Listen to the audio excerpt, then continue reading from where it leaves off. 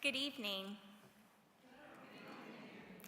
My name is Laura Fine-Ledford. I'm one of the pastors here at Soapstone, and I'm delighted to welcome all of you, especially those of you who are not members here at Soapstone and just heard about this from other places and knew that this was an important conversation to have and to be a part of, so thank you. I was reflecting today on a paper that I wrote in my third year of seminary, where I was just disgusted at white Methodist churches during the Civil War and the way that they were complicit and silent in the midst of so much brokenness. And with the obnoxiousness of a third year seminarian, I just couldn't understand it. And then we find ourselves here. The church has often been silent when she should have been the loudest. And I hope that all of us are feeling that swell of the Holy Spirit leading us to be more vocal, to be more informed, so that generations from now don't look back and say, what were they doing? Our conversation tonight is a part of that. Reverend Joey Shelton is ordained in the Mississippi Conference, though he has served both here in North Carolina and in Mississippi. He's an attorney before going to seminary, or did you do that after? Okay, that would have been obnoxious if you had added that on afterwards, yeah. He serves at Horn Memorial in Clayton, and a part of his ministry is having these conversations about Christian nationalism, helping us understand it, understand what it is, and begin to discern how the Spirit is calling us to be a better witness for who Jesus Christ is actually calling us to be as the church. So, Reverend Shelton, thank you for being here tonight, and I hand it over to you. Thank you.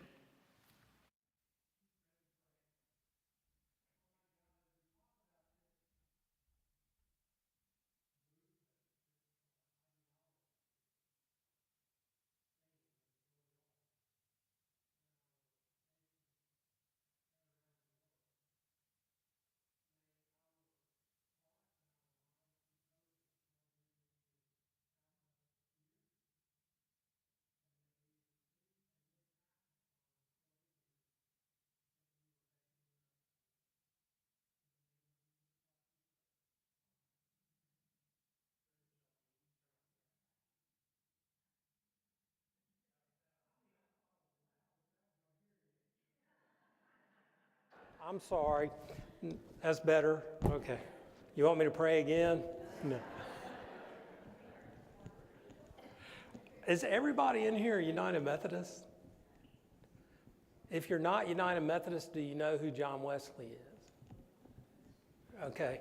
Well, there was a first grade school teacher who realized that she had quite a number of different religions represented in her first grade class. So she decided she was going to have a religious show and tell one day for her class. And she prepared the students about what it was and how to prepare. And so it was a show and tell. And this little boy, on the day, the first little boy got up and he said, "Hello, my name is David, and I'm Jewish, and this is the Star of David." And this little girl got up and she said, "Hi, my name is Mary, and I am Catholic, and this is a crucifix."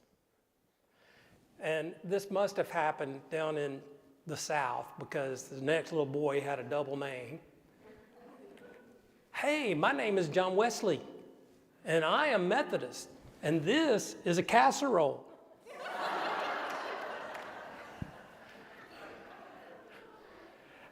And what I would like to talk about tonight is who is invited to the table to share in the casserole. as United Methodists, we are sacramental people. And this table is to be, when we receive the bread of heaven and the cup of salvation, we are called to go and be that table to a broken and hungry world. And oftentimes, we fail to recognize who is not at the table, or even worse, there are those we don't want at the table. So I am from Mississippi. I am a sixth generation or seven or six or seven generation Mississippian. My triple great grandfather was the doctor of a town in Mississippi, and he also had what you might call a plantation, and he owned slaves. And in the 1850 census, he named them, the females. He didn't name the males. And you know, you want to have this, you want to idealize your ancestry and what all of that means. But when you study it and you see, you know, if I had been in his household, I might have been a part of that which he was blind to, or which he totally embraced. But I'm all these generations later, and it's important that I know my past. I know what the systems are that benefited me to get me where I am, so that, as Paul says, I might work out my salvation and my generation might work out its salvation with fear and trembling. And I know better than what my triple great grandfather knew. And it's not mine to judge him. I don't have to judge him. I can let that part go. But now, what is God placing on my heart? And so, yes, I went to a Methodist-related college, Cradle Methodist. I then went straight to law school. I practiced law for 10 years. When I was a young lawyer, I met this woman who was the most beautiful, exotic person I had ever seen. And, you know, I met her and we got married. And now she's the bishop here. And please don't take anything I say and put it in her mouth. Okay? Because she has her role in things and I have the things that I'm called towards. And this is not her speaking. This is me. And if you hear something that you disagree with, that is good. If you disagree with it, what is not good is if you make me a villain. Or if you say something and I disagree with it, I make you a villain. Because at the end of the day, we're all supposed to be sitting down at the table and sharing a casserole. And at the end of the day, we're supposed to be sitting down at a table with somebody that, but for being a disciple of Jesus Christ, we would never sit at a table and share a casserole with and have this very same conversation. The way it came about for me is when Connie and I left our jobs and we went to Duke Divinity School, we went back to Mississippi.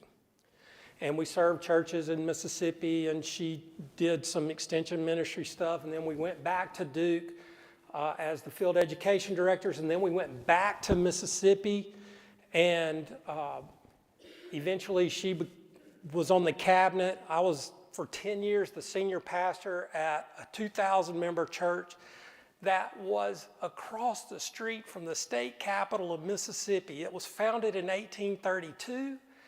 And it was full of civil rights history, and all of those kind of things that you just don't want to have a conversation about when you're in Mississippi. And after 10 years, a $4 or $5 million renovation, the last thing they did was my office. I get a call from the bishop, and he says, hey, we're going to do this thing at Millsaps College. You're a graduate, and you've been a trustee, and the president's going to be calling you, and you need to take that call. And I got sent down the street to Millsaps College and became a dean and on faculty there. And I soon realized that when you're teaching undergraduates and your area is Wesleyan history and theology, you have a very narrow, interested pool. I did that a couple of years, and then I decided to start doing hot button issues through a Wesleyan lens. Race and American Christianity through a Wesleyan lens. Liberation theology through a Wesleyan lens. I started doing all those things. People would say, hey, Joey, what you doing these days? I'm saying, oh, I'm teaching, administrating.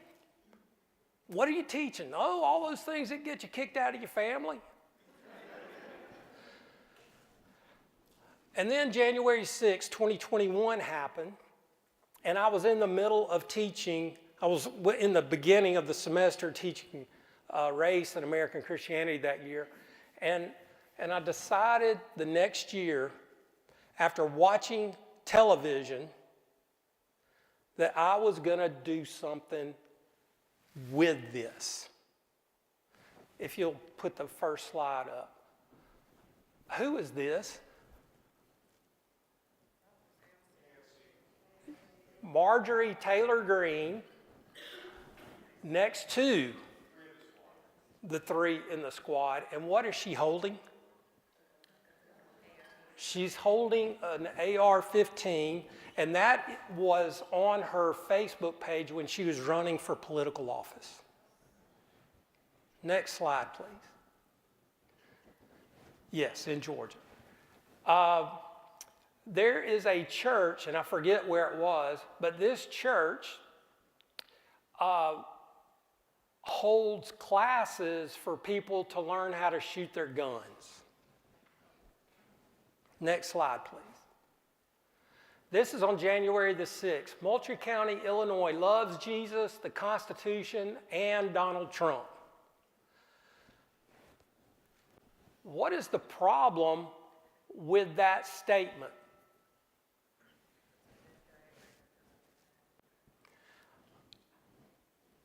All three are on the same plane.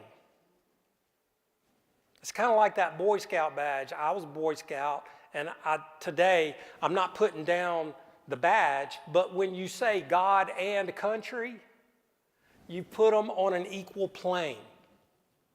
They're connected together. Next slide, please. Now, where I'm from, we use that to lynch people. And on January 6th, who did they want to lynch? A very devout evangelical Christian and a devout Catholic. Next slide. Jesus saves.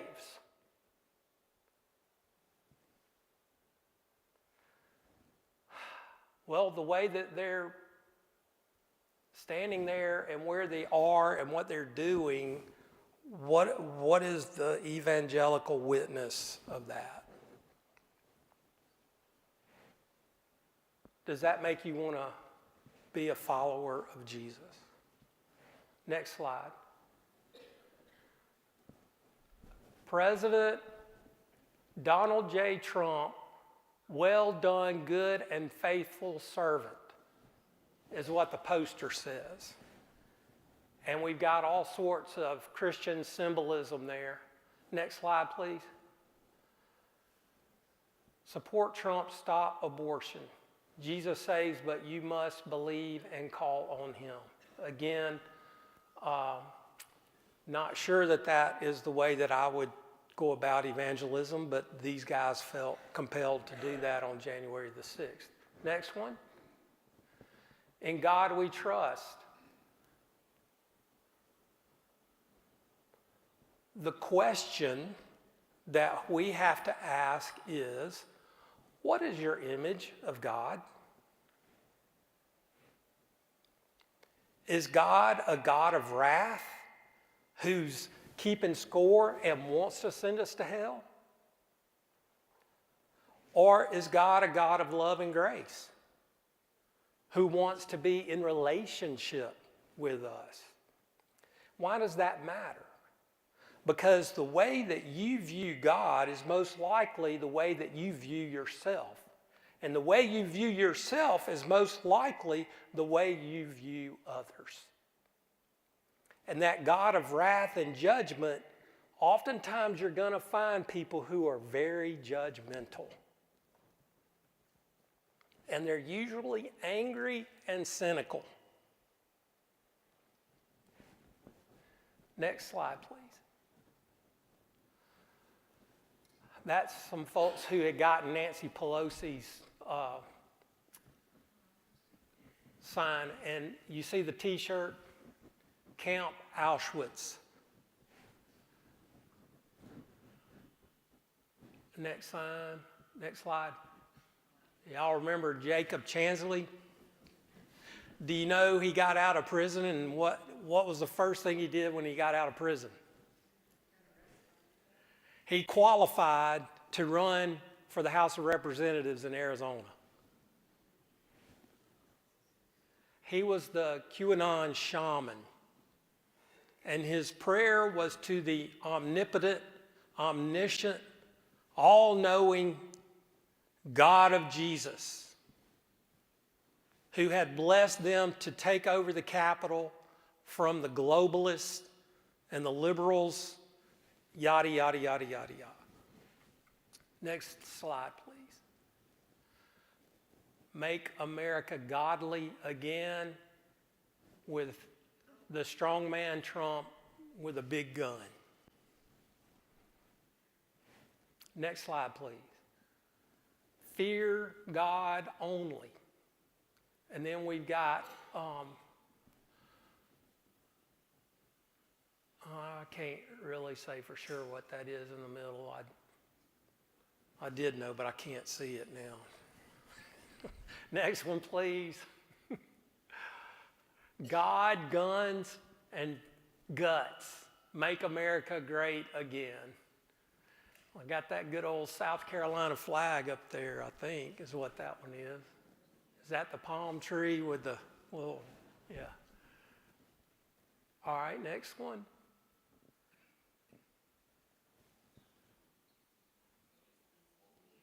You need Jesus, is what's up his arm.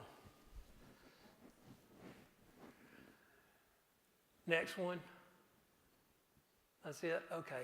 I had one that I guess it didn't come out very well, but it was a play on the Camp Auschwitz shirt that brought the Christian symbolism with it. And what had happened on January the 6th was these underground groups of Christian nationalists who came to the call that beckoned them to be there, but the call was bigger than just Donald Trump, because behind Trump is this whole big, closely held structure that's called the I'm not going to say it wrong. I got it written here somewhere.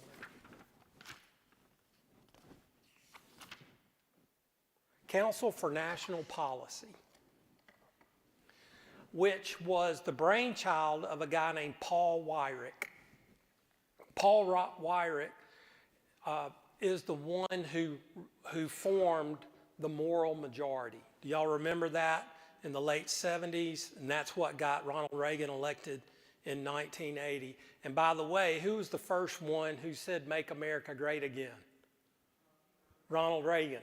That was not Donald Trump's. He can't trademark that one, I don't think, but he has. So Paul Weyrich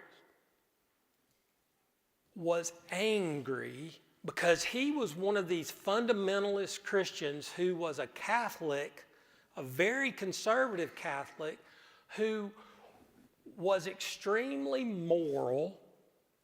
He was infuriated over Roe versus Wade.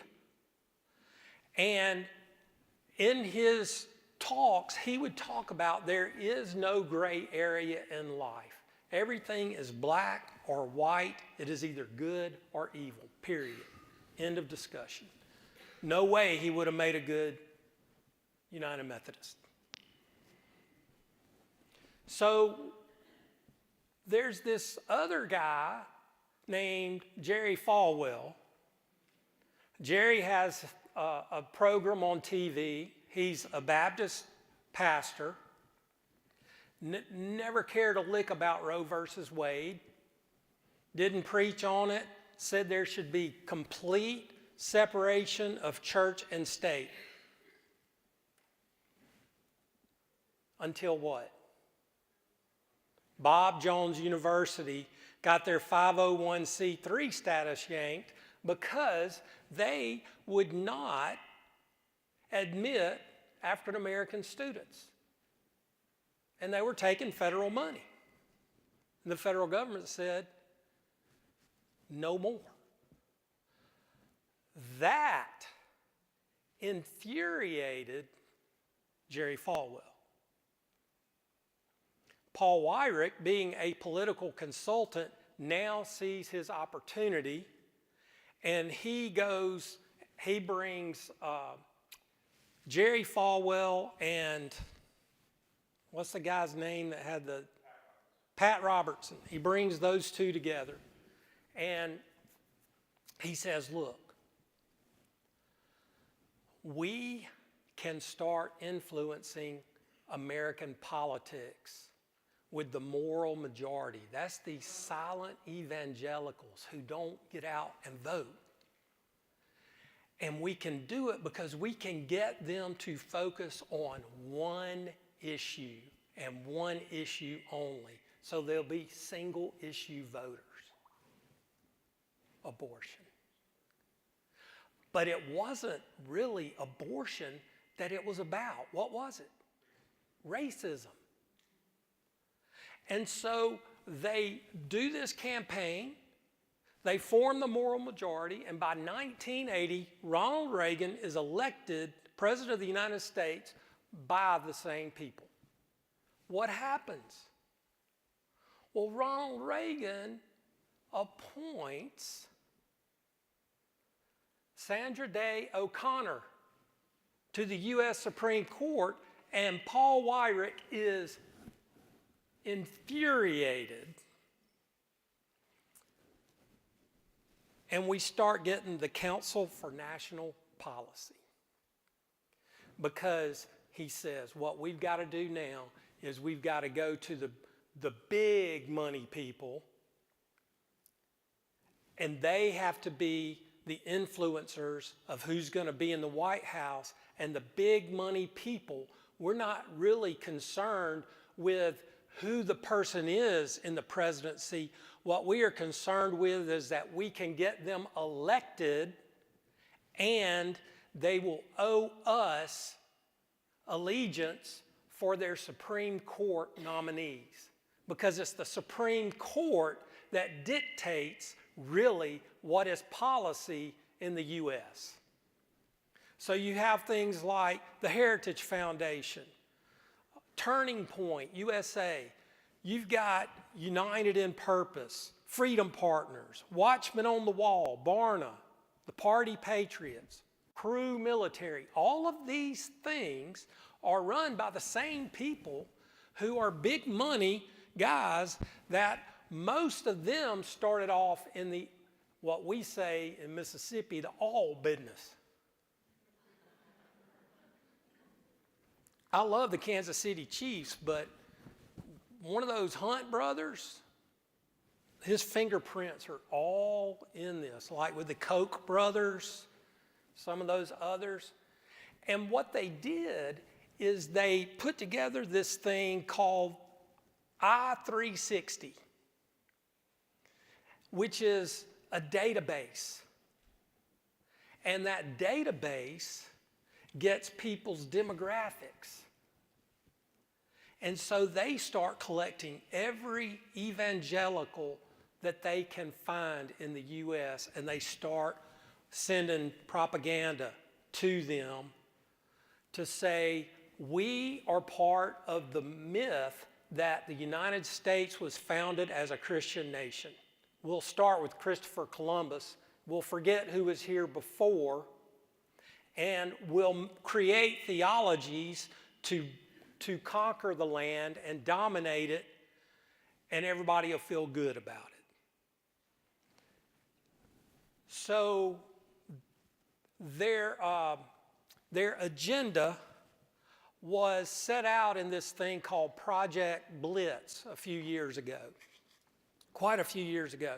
And Project Blitz laid out how you get control of your state legislature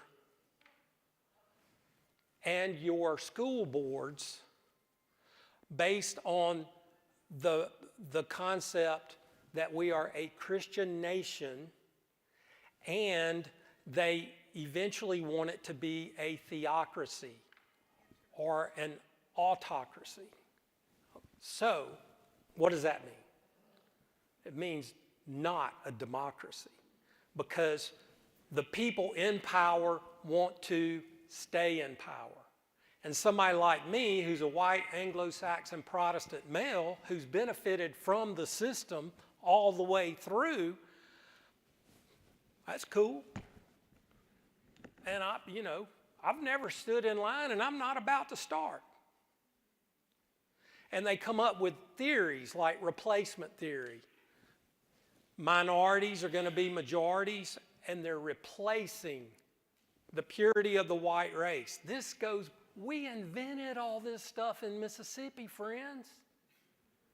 They're not doing anything today that the white citizens' councils didn't do in the 1950s and 60s in Mississippi. School vouchers, in Mississippi, we built council schools with public money for white kids after Brown versus Board of Education. And then when we got in trouble for that, we invented same school buildings. The council schools became white Christian academies. And you know what they do at those white Christian academies? They teach religion. And it's not necessarily a brand of Christianity that I subscribe to. I'm Wesleyan.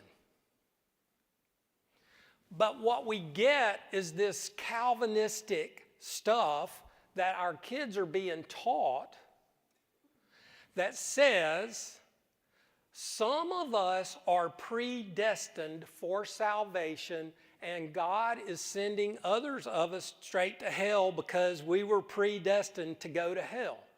And the way that it works is, if you have been prospered financially, that's God's blessing on you, and you are predestined.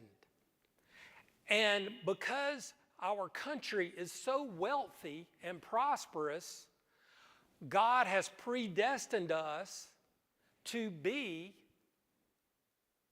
a promised land for whom? Those who look, talk, act, and ascribe to the very same things that we do. And if you're an outsider, the freedom does not apply to you. And if you get out of line, then we are going to impose order on you. Are you following me? Okay, so this Christian nationalism is not a religious movement. It is not a religious movement. It is a political and cultural ideology and indoctrination. The separation of church and state is under attack right now, and I have been saying this since 2021 when I saw all of those people. And I've had more than one person tell me that I'm full of it. So let's just look at this. I said Project Blitz. Do you remember what I said that? The very first thing they did in Project Blitz was to get our people elected, we've got to start small. So what do you do to start small? In God we trust. So in Mississippi, we've got laws now that you can put in God we trust in every classroom, and it's not any God except the God that they define. And when you start trying to define who God is, we have over 2,000 denominations and interfaith folks in our pluralistic society, and they say it wasn't meant to be that way. It was, friends. Only 15% of the colonists were Christians when our country was founded. And they were trying to get away from nationalism. They knew what Christian nationalism would do. They had just been out of 100 years' war, for God's sake. And now in Europe, you've got all of these empty churches because state churches force faith. They don't come from fulfilled faith. There is no freedom in that. So with Project Blitz, they start with passing laws in God we trust. In Mississippi, when we finally got rid of the Confederate battle flag, we voted to put a magnolia on the state flag, and the magnolia leaf, can't even draw it. It looks like something off the internet. I mean, how is a little kid supposed to draw that? But the compromise to get rid of the flag wasn't the magnolia. We had to put on our flag, in God we trust. And now we've got the 10 Commandments hanging up. Are the 10 Commandments found in the Constitution? In the Declaration of Independence? There's not a mention of Christian in any of those documents. As a matter of fact, Article 6 says that we don't have a religious test to run for public office. But Project Blitz says you start small and concentrate on your school boards. You concentrate on the school board, what happens? You start controlling what the kids read and what they are exposed to at school. The Daughters of the Confederacy in Mississippi were doing that in the early 1900s. I told you we invented all of this.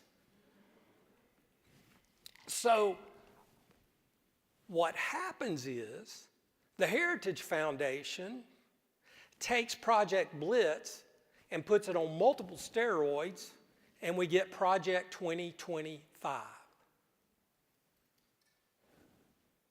Now, Project 2025 was published in 2023. One thing that the Heritage Foundation put in there that had to happen as soon as possible was create a strongman presidency. The second thing, replace 2.2 million federal employees with loyalists. Restrict sexual and reproductive health and rights. Deploy military against Americans under the Insurrection Act. Check, check, check. Have y'all heard of the New Apostolic Reformation? That's a Christian nationalist organization that spans a lot of different kind of evangelical non-denoms. Mike Johnson, our Speaker of the House, is part of the New Apostolic Reformation. And they ascribe to what is known as the Seven Mountains Mandate. And the Seven Mountains Mandate says we have to Christianize society in the way that we believe they should be Christianized, which means you need to believe and act the way we tell you to believe and act. And the seven mountains represent arts. You can put entertainment with arts. Business. Government. Education. Religion. I had an acronym for it, but I've forgotten it now in my head. Sorry about that, because I don't want to misspeak.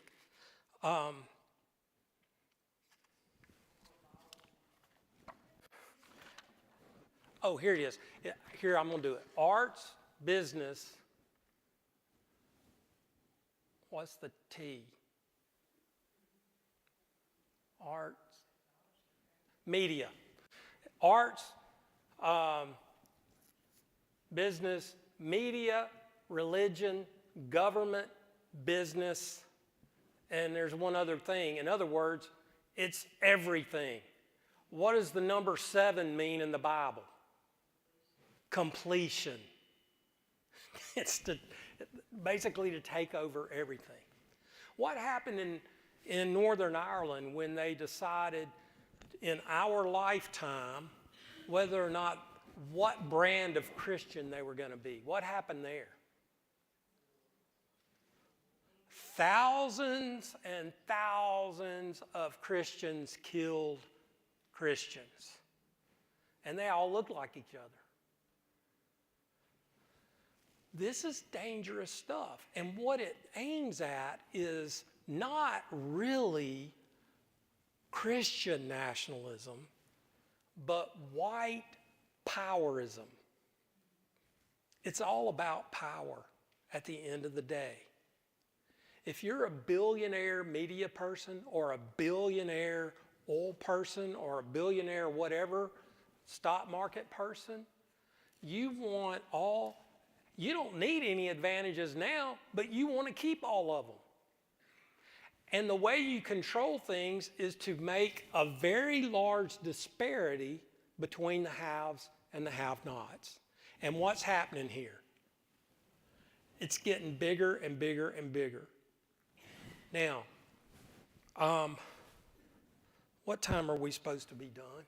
Now? Because when I get cranked up, I'll get cranked up on this. 7:30? Okay.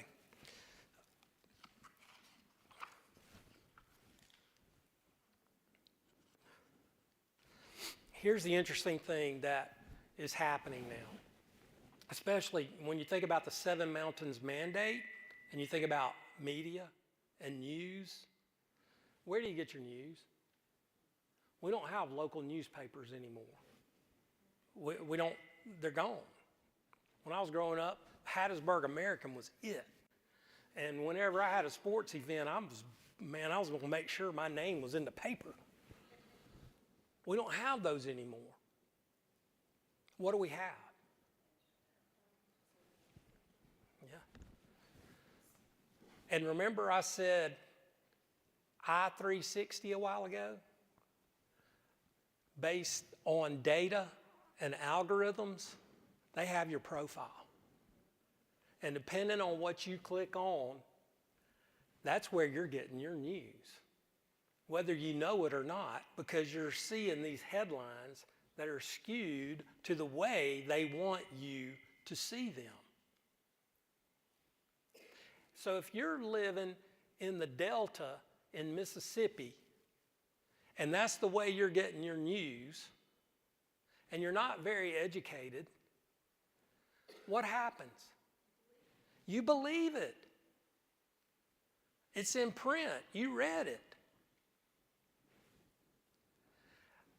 That's the rabbit hole that we're in right now. And they've been at work on this seriously since the late 1970s. So when Obama got elected, that is when they really started putting on the heat. Reagan was a backlash that it took from the Civil Rights Act to Reagan to get where they really wanted to be in that realm. But this now is actually a backlash from Obama and Bush, because they felt like Bush betrayed them in certain respects. Younger Bush. So, and he's a United Methodist. You know this USAID stuff that they're doing away with? That's his program. My niece works for him. She's kind of high up in that thing, and her thing is drinking water around the world. She goes to hot spots all over the world. And we've always been the good guys in that. Not anymore. So this Christian nationalism is a super hard conversation to have with somebody who has, I say, drank the Kool-Aid. Because at this point in their lives, it is appealing to everything that they have ever known. My dad is 94 years old. He loves Christian nationalism because we were founded as a Christian country. The problem with this brand of Christian nationalism is that they have not read the red letters in the Bible.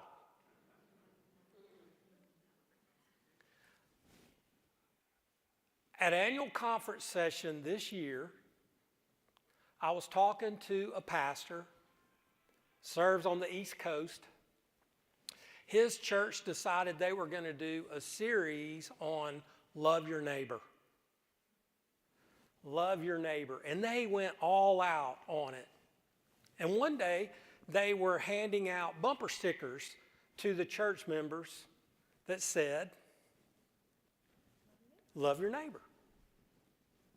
He goes up to this guy and he's handing him the bumper sticker, and the guy says, I'm not putting that on my car. He said, why? He said, that's too woke.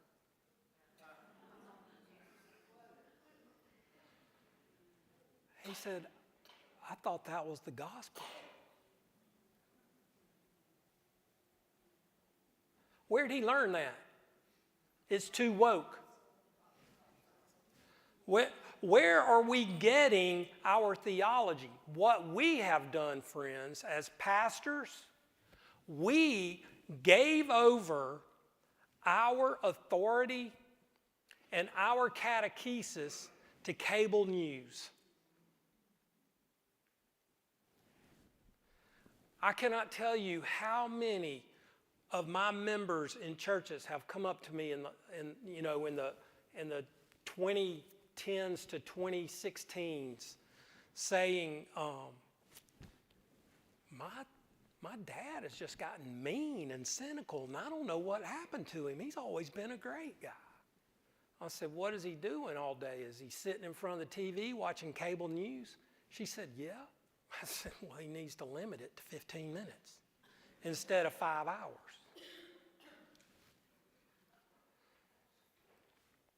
They asked me to speak at First Baptist Church in Jackson, Mississippi. They call it First National Baptist. How in the world did somebody get them to ask me to cross the street from the Methodist church and go? So I'm up there and I'm talking about, loving God and loving your neighbor. Oh, and we love our neighbor as we love ourselves. How do you love yourself? Well, most of us are brainwashed to think, well, to love ourselves means that we got to have the latest, greatest fashion or the highest paying job. And if we don't, then we beat ourselves up. That kind of perfectionism stuff for a lot of us.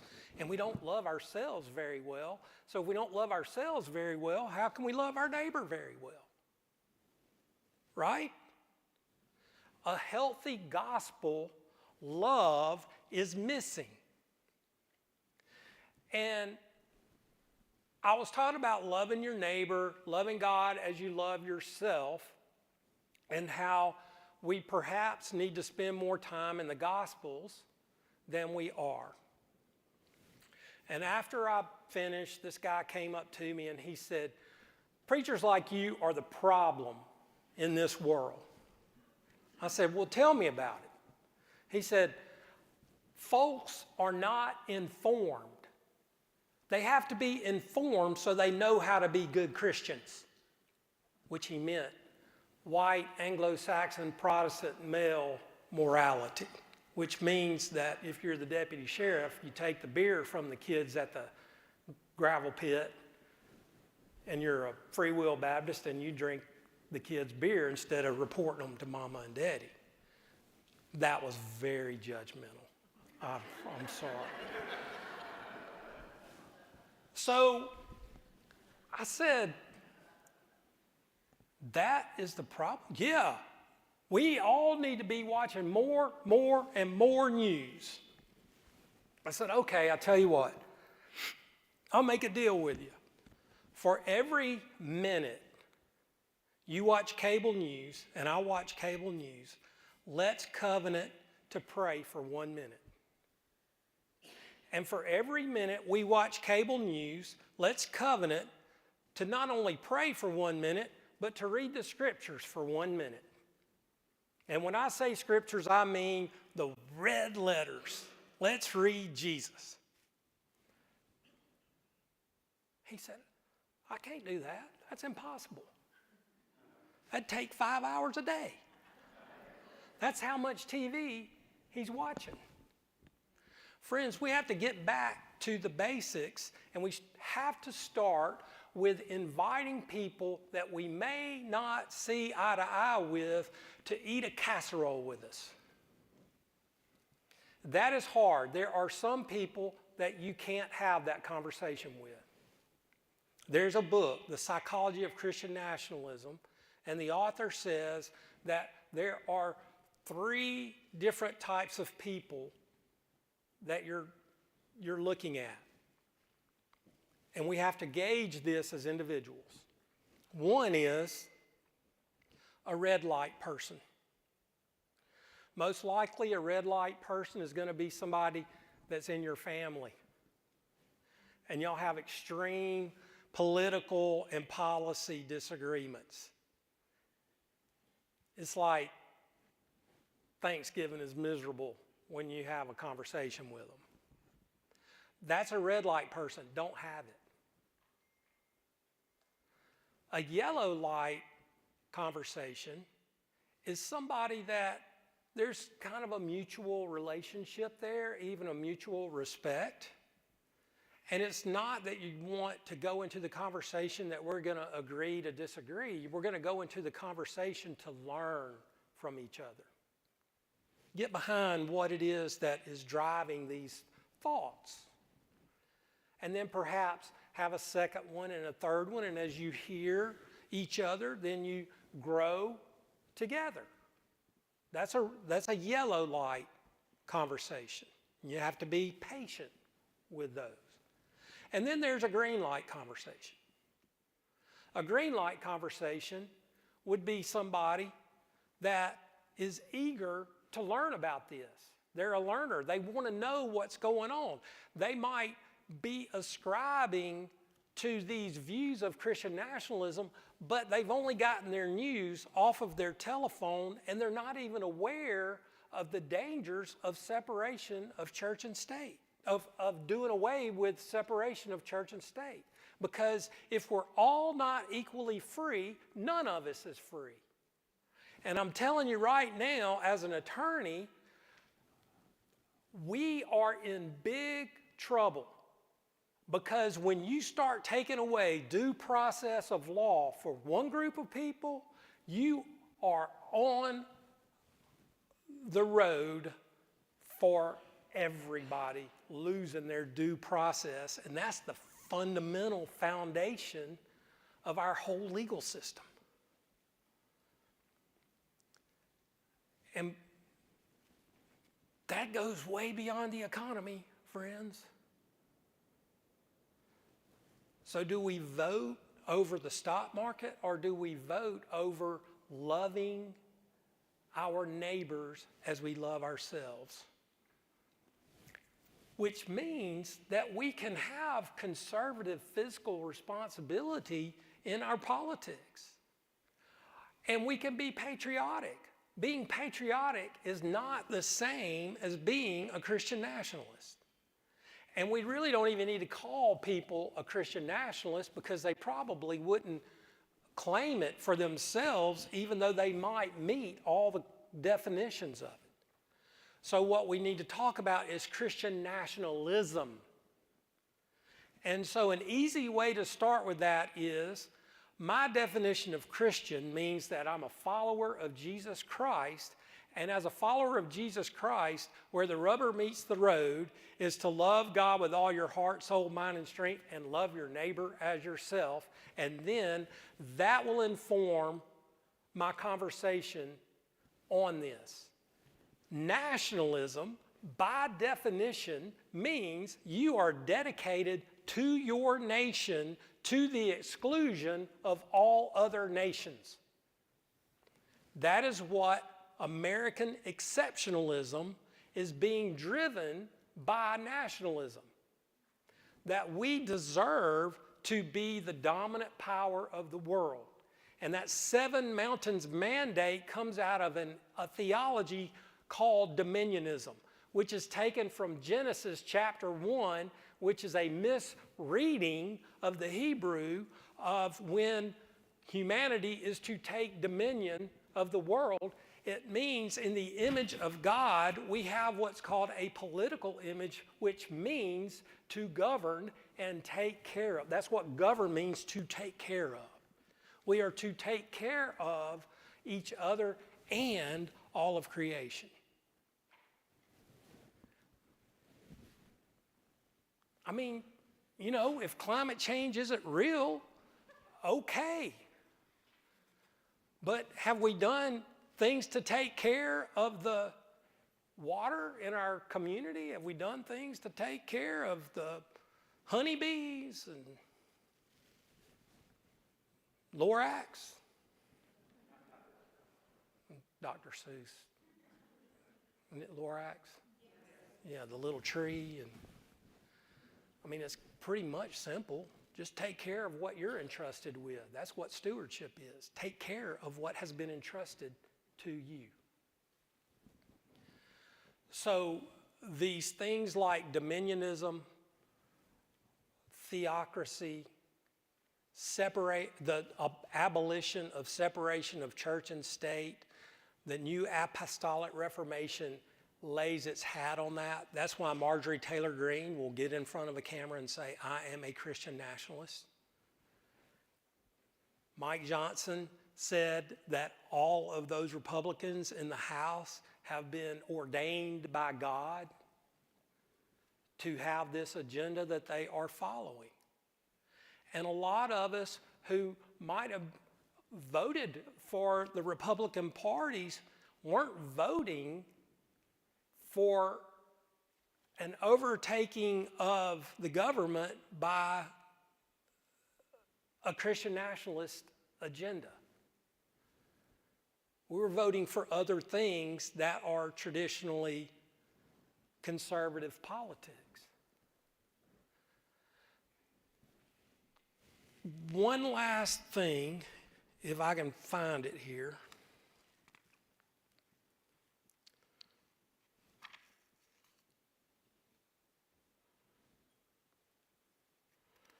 Can't find it, so you're saved.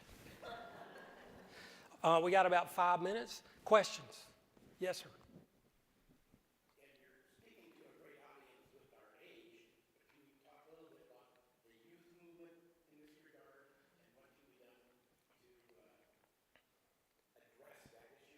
Yes.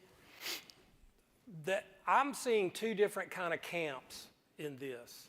One is, and I'm so sad that we had this assassination of Charlie Kirk with Turning Point, because his job was to appeal to the younger generation, and so he's been made a martyr now and he was New Apostolic Reformation all the way.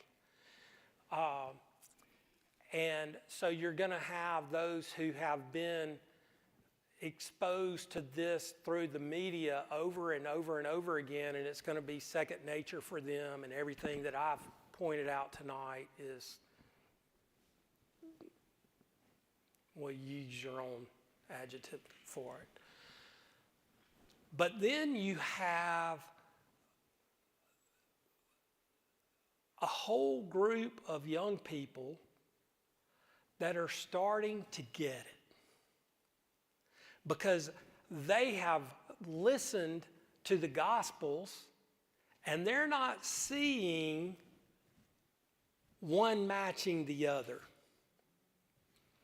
And they're not just turning their backs, they are exploring. And when they say, I'm not religious, I'm spiritual, they're trying to find a home. United Methodists, we're built to be that home for them, to allow them to ask the hard questions, to offer the casserole and enter into their pain, enter into their anxiety. They're the most anxious generation the world has ever known. Enter into that with them, form that relationship. That's the way that this is going to turn the worm. Through God's Holy Spirit, one conversation at a time. I believe. It's a big job, but if we all do it together, we're like ants. We'll build the hill. But if we don't have the conversations, if we don't,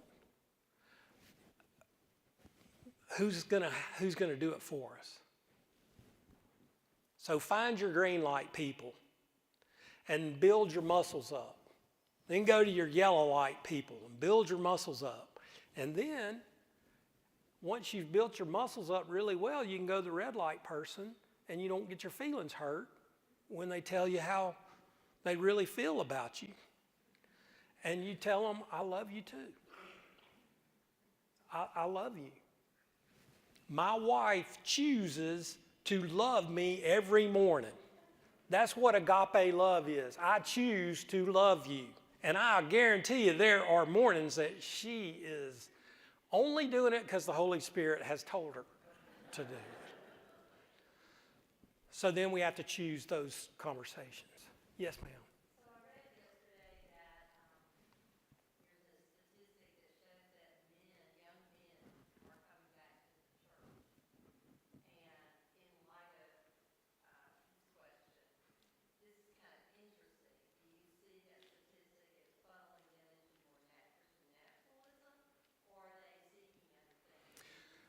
It's a both and, because a lot of this New Apostolic Reformation is very misogynistic, and it is very anti-feminist. And if you'll notice that a lot of the Republican females, like Marjorie Taylor Greene and the one from Colorado, you'll see that Sarah Palin, they'll shoot guns, they lift weights, they have these male characteristics, or they look like a Barbie. All of them, and if you look at, they believe in apostles and prophets. And so apostles and prophets don't have to be credentialed. That's why Pamela White is the head of the faith office at the White House. She's a prophet, and and these apostles and prophets, who makes them an apostle or a prophet? They do, and if they can persuade people, then they grow these big congregations and they get a lot of money. And when they get all that money, then they become part of the elite who have been predestined to be part of the exceptionalism. You see how that cycles?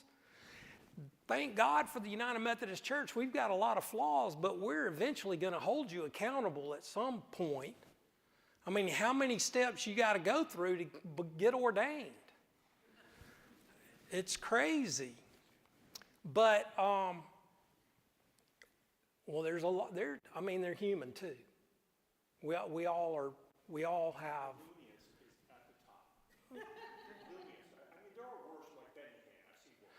Oh, I thought you were talking about United Methodist. I'm sorry. I was like, wait a minute, yes. He's surrounded by dangerous people who are telling him what it means to be a dominionist and to be God's Cyrus. That's why he thinks he's a king, because he is Cyrus. Who was Cyrus? The pagan king that allowed the Israelites to go back to Jerusalem to build the temple back. So you've got these guys that are like Proud Boy types that appeals to. They want to be strong men too, and they want to have a theology that backs it. But then you have guys who are looking for a spiritual home. They want to be part of something bigger than themselves. And that's what being a disciple frees us to live life bigger than our bank account, bigger than ourselves. That's the fun, cool thing about being a disciple of Jesus Christ. Yes? What's your take on Carolyn Levitt? Don't know her. The press secretary? I don't listen to her. For me, it's a mental health thing. My wife can watch it all day long, and she's going to love everybody, and she's going to call a spade and a heart a heart. But for me, I'm going to get heartburn over it. So I don't listen to her. Yes. So, Mississippi is the home of Christian nationalism because of Oxford. Are you comfortable giving this kind of talk in Mississippi? I'll be there November the 6th doing this. Yeah. The thing about it is, I wouldn't be doing this if I wasn't called to do it. I'm a 9 on the Enneagram. I'm a peacemaker, love. And when I was in trial, I didn't like putting my foot on somebody's neck when I had them down. But sometimes when you're called, the cross wasn't comfortable. And we have to do those things. That's what all of us have to do that at a certain point. Yeah, good question. Yeah. Yeah. The folks that you're talking about who are recognizing the democracy, the younger age folks, where are you seeing this? Is it like colleges or just talks that you give or just your sense? Well, when I was teaching undergrads, I saw a lot of them who were very drawn to the mega church kind of model where they have disciple classes. And essentially it's like joining a gang. You just feel real accepted, and then they brainwash you. But I also would see students that have never really been taught. They've been in church their whole lives, but they've never been taught. Like, if you said to some students there are 2 creation stories in Genesis, they start losing their faith. If you just say it that way, but if you start talking to them about the poetry of Genesis 1, and then you start talking about Genesis 2 and 3 and how that's the oral tradition with these incredible stories and storytellers, and it just builds and you use excitement with it. They get all up in there with it. So it's taking the time to teach. You got to have a relationship to teach somebody. And most of the time, students wouldn't come to my office voluntarily. They'd get sent from a football coach or a basketball coach or somebody or some administrator or teacher who would just say, you need to go talk to Joey. But we all know these kids. We have them in our families. We have grandchildren. Scriptures say, teach your grandchildren. We don't age out of discipleship.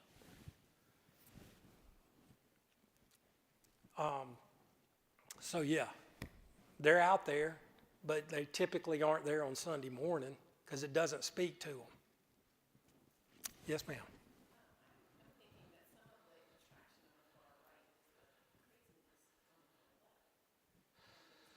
Everybody's got plenty of blame to go around in all of this. I don't think that the far left has, I mean, think about this. If you have come from Cuba and the word socialist gets mentioned, you just shut off the conversation. They're not going to vote for Bernie. You know, I think that there were a lot of things that the far left was trying to do, and they were trying to do it too fast. And so I think with democracy itself, when we're talking about the far right and the far left, the actual point of us being in a democracy is this: an unguarded strength is a double weakness. And we did not guard the spirit of compromise, because that's the way a democracy works. There's compromise. And now, with the polarization, that unguarded strength of compromise is totally under attack. So we have allowed the far left and the far right to dominate the conversations and allowed our politicians to not do what they were elected to do. And that's not just be the governed, not just represent the people that they identify with, but if you're a senator who's representing the state of North Carolina, you're representing me too, right? But that's not the way it goes. The people who elected me. And so they're not looking at the common good. And that's because, and there's a lot of theories on that, but, and I won't get into it, but anyway, I think that we had an unguarded strength that we have completely lost for our day and time. Yes? If you're leaving young minds, is there like a defense card you can use as a teacher to help protect them from being brainwashed? I mean, obviously teaching is so important and giving them as much information as possible, but what, other than the red words, obviously, but what would you use to help guide them? Well, I think that they have to know that you love them no matter what. No matter what they did the night before, you love them. There is an unconditional love that's at the forefront of the conversation. And then you have to build trust that it's a no judgment zone so that they feel free enough to ask you the hard questions. And you have to be big enough to say, I don't know, but I'll walk alongside you. Sometimes it's hard to say, well, I don't know. But, you know, my experience has shown me blah, blah, blah. But you don't tell them how stupid they are. You know, you have to, and that's the thing about the green light conversations is there are those people that will soak you up. You just then have to be very careful in what they are soaking. Jesus said, don't do this bad teaching. That's like putting a millstone around your neck. And so we need to take that more, we need to take it seriously. And when our pastors are begging for people to teach Sunday school, and we all sit there on our hands, we're not willing to practice our discipleship with our most precious resource, the children and the youth. I mean, this is free of charge. I hate the word in the church, volunteer. You're not volunteering, you're practicing discipleship if you're a follower of Jesus Christ. And we have to take these young people seriously and help them to grow. Help them to know they are loved. Because, when I was a lawyer, I used to teach Sunday school. I cringe at my theology back then. But the thing that I pray the kids knew is that I loved them. And that it was a judgment-free zone. That's what I pray that grace is sufficient for all of my bad theology. Yes, sir. Did Christian nationalism lead to Nazism? Yes. What happened is, oh, sure, there is. What happened was Hitler demanded loyalty from all of the state church, the Lutheran church. So you had to toe the line with Hitler, or you were going to end up like Bonhoeffer. Do y'all know what I'm saying there? And if you look at pictures of Lutheran churches during Hitler's regime, what do you find in there? Nazi flags all over. So I think that was of benefit to Hitler, but there were other problems there, especially with the treaty that was made after World War I that just obliterated their economy and created people who were in dire straits. And they were hungry literally and hungry for some national pride because they had been beaten down so badly. Yes.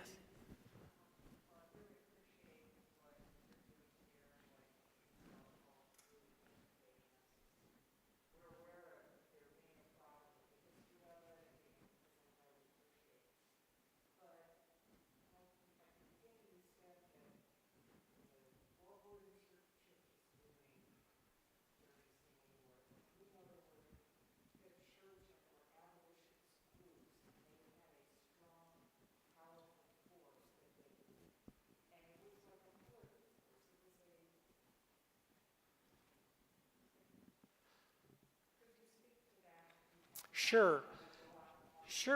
The thing about what happened in the South was you had a slave-holding theology that was embedded in the culture. And it was used not only to dehumanize blacks as slaves, because they were less than human, it also was used to keep the poor whites in their place. The whole policy was, if you're in an agrarian society, you don't want a strong educational system. You want to make sure you're going to keep people uneducated because you need them to do that manual labor for you. And so what you would get in the South was this telos, this sense of duty to support the way of life. That's what they called it, the peculiar institution. Slavery was the peculiar institution, but it had a theology that supported it. And so not every Southerner was part of that. You know, you had abolitionists in the South, but it was primarily from those in the North. And what ended up happening is we couldn't get together, so we had a war.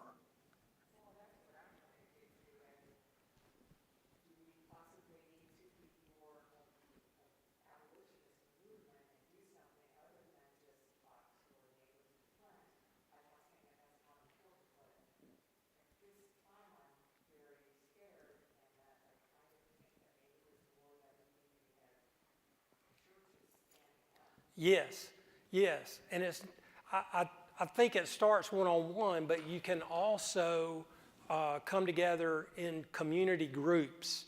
There is a fantastic book, How to End Christian Nationalism, by Amanda Tyler.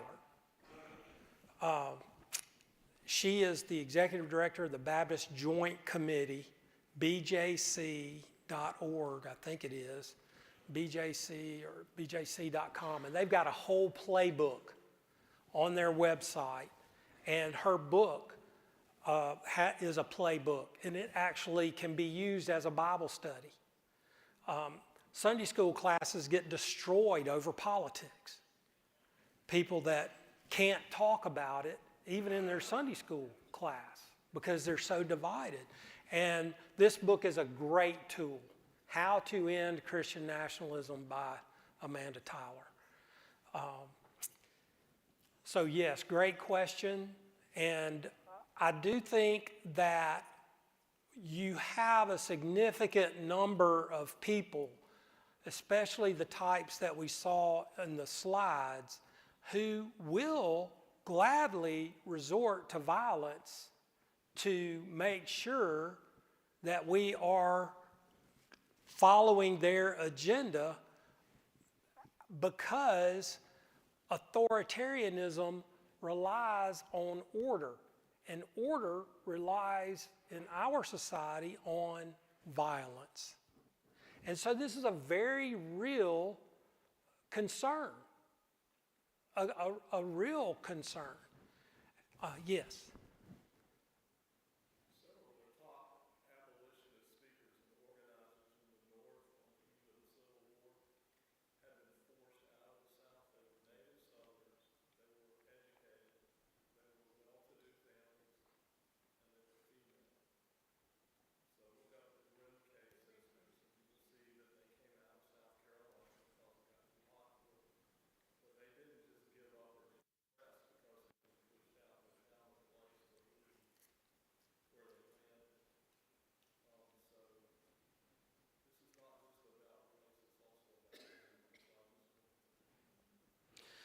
Yeah, but it is about race, because this is what we're talking about here is white Christian nationalism, because that whiteness has permeated the theology of America from its earliest times. When you think about what is so appealing about for Baptists personal salvation, once saved, always saved. If I'm covered by the blood of Jesus, I'm good to go. What happens to the social gospel? It's eviscerated. There is no social gospel. That's why it's harder to be a Methodist than a Baptist, because we hold in tension the personal salvation and the social gospel. What we say is, what's a Baptist's first question when they meet you? Are you saved? And so what is your answer as a Methodist? I am being saved and I'm claiming it today. I'm claiming my baptism today, and the way I claim my baptism is by loving God and what? Loving my neighbor through acts of piety and acts of mercy.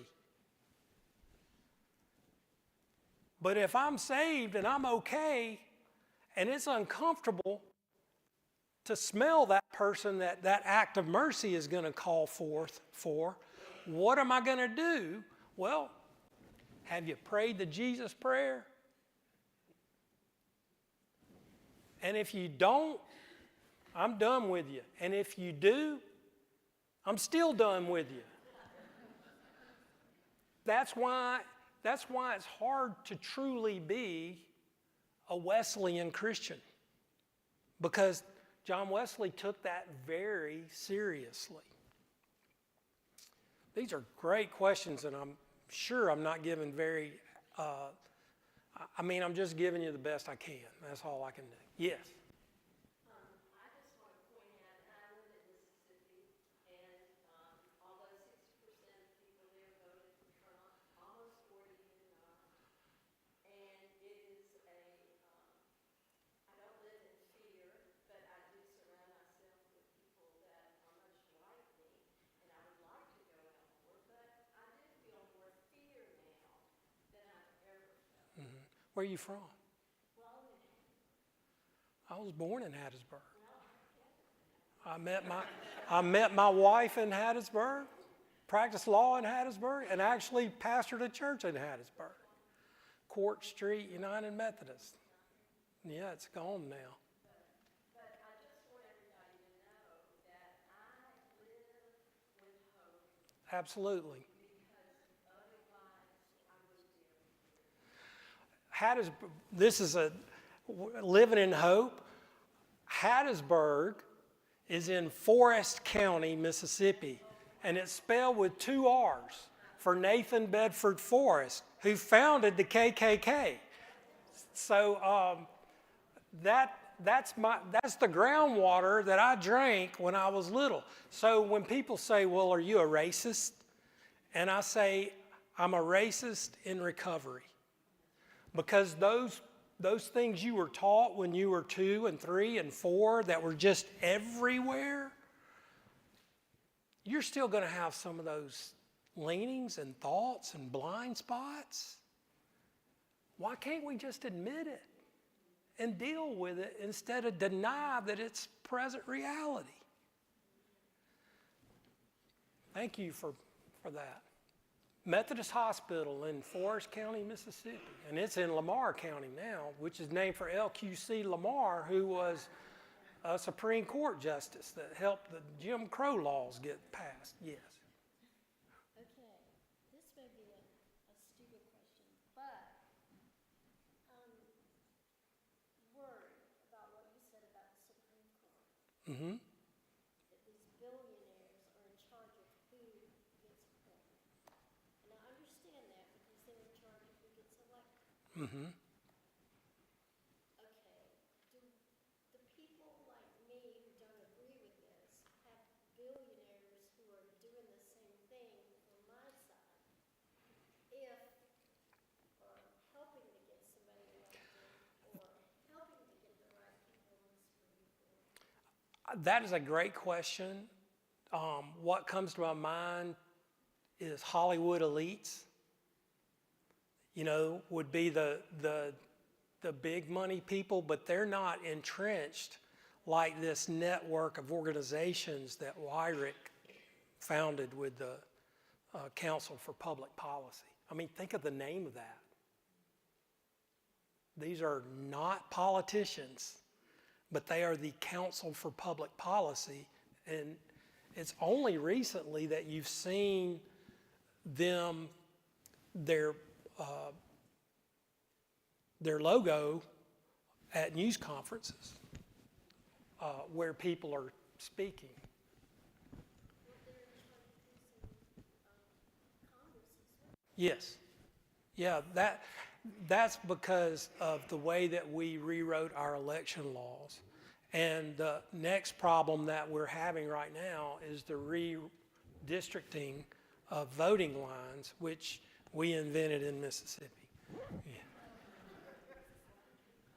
What is the United Methodist Church doing to combat Christian nationalism? The bishops, as we speak, are putting out a whole big old lesson plan, I guess. They're naming it, they're talking about it, they're saying how dangerous it is, and hopefully it'll have a lot of this suggestions of what to do and how to do it. I'm not part of that work, and that's not mine and Connie's pillow talk, but I do know they're doing that. So, hey. I just wanted to mention the website that you're helping us put together. Lester Ruth, who's a professor at Duke University, and he and I are teaching a class on worship and Christian nationalism, but we're also developing a website to give churches and congregations, pastors and congregations, resources to help identify it in liturgical ways, theological ways, but also to give churches something that they can act upon. And that website, provided we get the grant, that it will be available next year. So that's something, and Joey's helping us put that together. So Alan, he's coming here in January. Yeah, Lester's coming. Would you come with him? If he invites me. Lester and I have worked together for a couple of years on this, but that's just another resource is all I'm going to do. Church and Society also is actively in Congress, in committee meetings.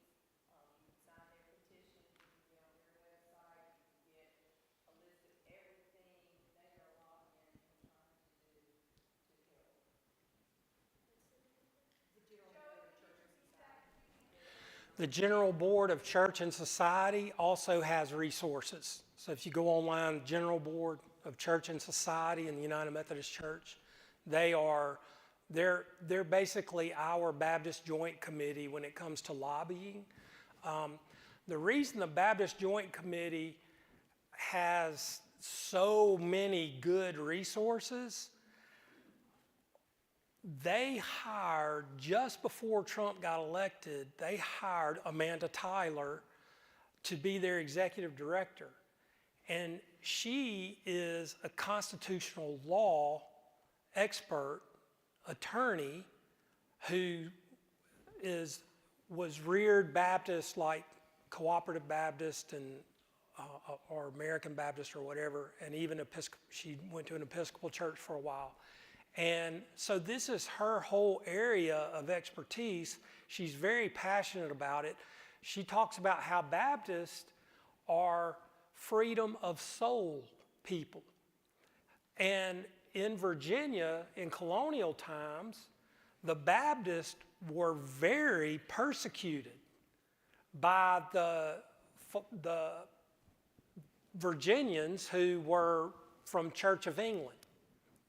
Because in England, if you were a Baptist, you were what was called a nonconformist, and you were looked down upon. So in Virginia, they were supposed to have freedom, and the Baptists had to organize. And actually, Thomas Jefferson came to the Baptist defense. And by the way, Thomas Jefferson was never claimed that he was a Christian. He had his own Bible. He cut out all the miracles because he was so rational. So if it was a miracle story, he cut it out. He edited it out. So do you think we were founded as a Christian nation when Thomas Jefferson was the author of the Declaration of Independence and he never professed to be a Christian, and he cut all the miracles out of his Bible? Go figure. Okay. I think it's time to go home and watch Monday Night Football. Yes. Thank y'all so much for having me. I really appreciate it.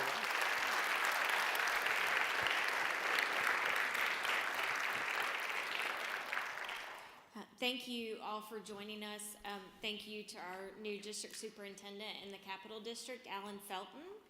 So if you've been wondering who our new district superintendent is, he's here tonight. So thank you, Alan. An invitation on November 5th at 6:30, we'll be gathering with Shannon Hardy, who's an educator in Wake County. Along with some of her students, they discovered some history from Wake County in Rolesville. A man named George Taylor who was lynched in 1918. And so Shannon's going to come that night, November 5th, 6:30, to tell us a little bit more about George Taylor and the work that they're doing with Wake Truth, which is an organization here in Wake County. So thank you all again for being here. Thank you, Reverend Shelton, very much. Go forth from this place with the courage to love God and to love your neighbor.